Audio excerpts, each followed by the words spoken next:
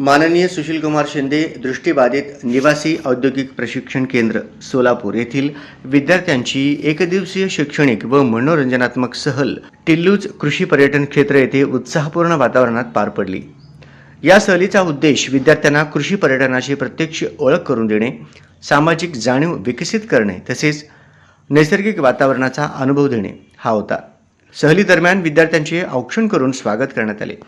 नाश्त्यानंतर परिसरातील विविध वृक्ष, पिके व ग्रामीण जीवनशैलीची माहिती देण्यात आली।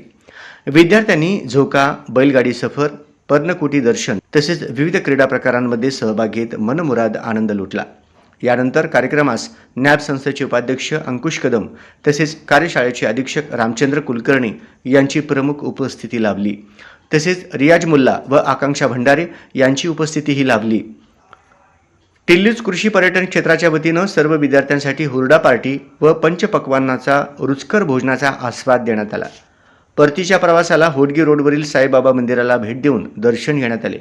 हा उपक्रम सामाजिक बांधिलकी व संवेदनशीलतेचे उत्कृष्ट उदाहरण ठरला। यावेळी शिवराज थवंटे व दत्ता मुजमुले यांच्या वाढदिवसानिमित्त अधीक्षक रामचंद्र कुलकर्णी सर यांच्या हस्ते सत्कार करून वाढदिवस साजरा करण्यात आला। सदर सहलीच्या यशस्वी आयोजनासाठी भागीरथी नाईकवाडे, संजय कलाल, संदेश कांबळे व शुभम वांद्रे, अमृता घुगरे मावशी यांचे विशेष सहकार्य लाभले।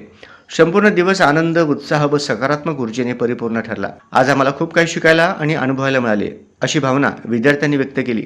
ही एकदिवसीय सहल विद्यार्थ्यांसाठी मनोरंजनात्मक, शैक्षणिक व प्रेरणादायी ठरली असून त्यांच्या आयुष्यात आनंद व आत्मविश्वासाची नवी उभारी देणारी ठरली।